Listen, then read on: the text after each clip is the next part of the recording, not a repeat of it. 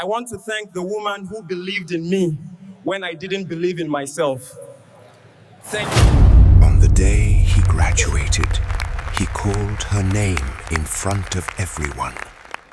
3 years later, he would pretend he had never known her.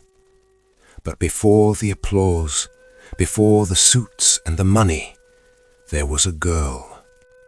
Every morning, before the city fully woke up, Ego was already at her spot in the market. She had arranged her tray, counted her stock, and tied her wrapper tight by the time most people were still turning in their sleep. The sun in Onitsha did not negotiate. It came down hard and early, and Ego met it every single day without complaint. She was not doing this for herself alone. She was doing it for Chinedu, the man she had decided deep in her heart to build. Chinedu was in his 3rd year at the university. Intelligent, charming, full of big dreams.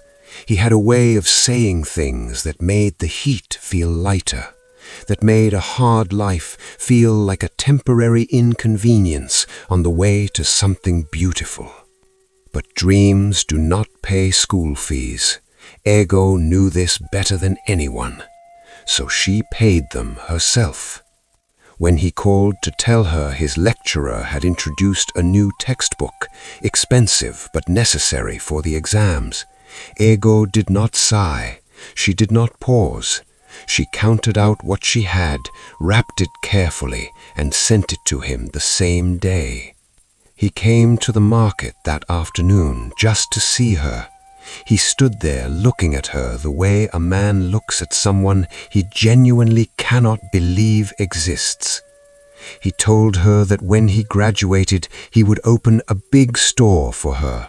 No more selling fish, no more washing people's clothes. He would buy her designers, bags, shoes. She would look like the wives of governors. He laughed as he said it, like the future was already guaranteed, like effort alone would make it happen, like the cost of it was not something he needed to think about. Ego laughed at that, not because she needed those things, but because she believed him. She believed the warmth in his voice and the certainty in his eyes. And sometimes belief is the most dangerous thing a woman can carry. Standing under the open sun, selling fish, washing other people's clothes, loving a man who had nothing, and giving him everything anyway. Her name was Ego, and this is the story of what it cost her to believe. The neighbors had noticed, of course they had. In a compound where walls are thin and eyes are sharp, nothing stays hidden long. Everyone could see what Ego was doing. A young woman working from sunrise to sundown, washing, selling, saving, and sending every extra kobo to a man still sitting in a university classroom. One of the older women in the compound stopped her one evening and asked her directly why she was carrying all the responsibility.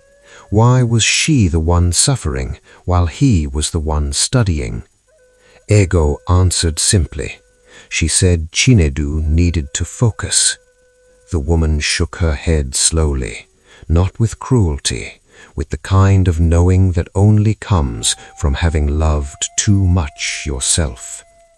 That night, Chinedu called asking for transport money for a test the next morning. Just small, he said. He did not ask if she had it. He did not ask if she was okay. He simply assumed. And Ego sent it anyway, without hesitation. Then she walked back home, ate whatever was left in the pot, and slept. Tomorrow she would be back at the market before sunrise. The day after the same, and the day after that. This was her life, and she had chosen it willingly. The visits to campus were rare. Ego did not want him to distract him from his studies.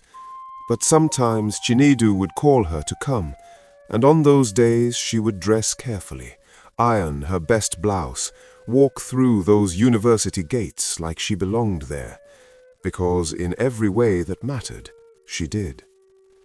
She had paid for those gates. She had paid for the textbooks inside those classrooms, the transport that brought him there, the food that kept him strong enough to study.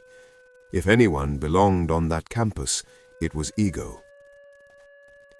She always came with something extra. That day she had added more than he asked for, in case the lecturer requested anything again. Chinedu marveled at how she thought of everything. He told her that one day he would stand in front of everybody and tell her she built him, that she was his backbone, that without her none of it was possible. Ego told him not to say such things, but she held those words close on the long bus ride back to the market. She held them like a lantern. Sometimes on the bus ride back, she wondered what would happen if the light went out. She never stayed on that thought for long.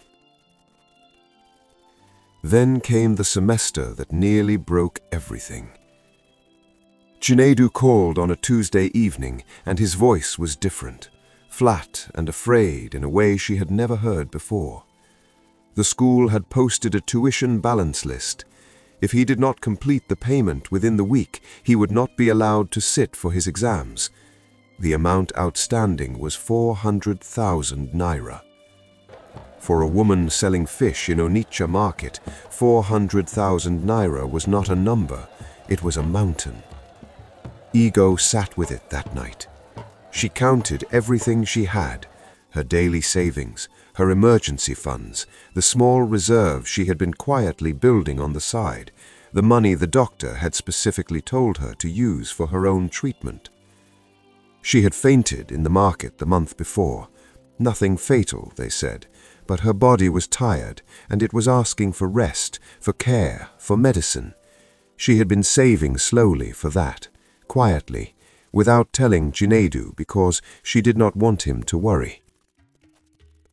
Her closest friend Adeeze found out what she was planning to do with that money and confronted her directly. Adeeze told her plainly that she was gambling her body for a man, that she had already risked her health, her time, her youth, that a man who truly loved her should be suffering alongside her, not sitting comfortably collecting everything she produced. Ego defended him. She said Chinedu was not collecting, he was investing, that their future would repay everything, that he was not like other men. Adeeze looked at her for a long moment and said something that would stay with Ego for years. She said that the future is sweet in the mouth, but reality is bitter in the hand. She said that if tomorrow came and Chinedu changed, Ego would have nothing to hold, no receipts, no contracts, only memories of what she gave and a man who had moved on. Ego told him Chinedu was not like that. Adeeze said she prayed that was true, but she warned Ego not to empty herself completely for someone who had not yet done anything for her in return. A promise, she said, is the easiest thing in the world to give. Adeeze told her something else. A man who has never struggled with you does not always remember you when he rises. Ego heard every word, and then she went and sold some of her things quietly. She gathered the 400,000 naira and she placed it in Chinedu's hands 2 days before the deadline, money she had set aside to keep her own body from breaking down. He asked her where she got it. She told him she had sold some things, small things, it didn't matter. He held the money and looked at her with something that looked like guilt and gratitude tangled together. He swore to her that he would repay her with his life, that she would not regret this, that he would make everything right. She did not ask for repayment. She only asked for the future he had promised her. The day finally came.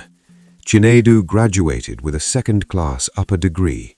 His mother was there, his relatives were there, and Ego was there, standing near the back of the crowd, in her best dress, watching quietly as the man she had carried across the finish line received his certificate. When they called him up to say a few words, she was not expecting what happened next. Chinedu stood at the microphone and began to speak. He said that he was standing there that day because of one person, that while others were studying, that person was selling fish under the sun, that while others were sleeping, that person was washing clothes for strangers, that she believed in him when he had nothing. He paused, looked across the crowd. For a moment, he said nothing. Ego felt her chest tighten. Then he called her name, and Ego stood, slowly, her legs unsteady, her eyes already full. He told the entire gathering that that woman had built him, that when he became successful, everyone would know her name, that the certificate in his hand belonged to her too. People clapped, some wiped their eyes, and Ego stood there in her best dress, tears running quietly down her face.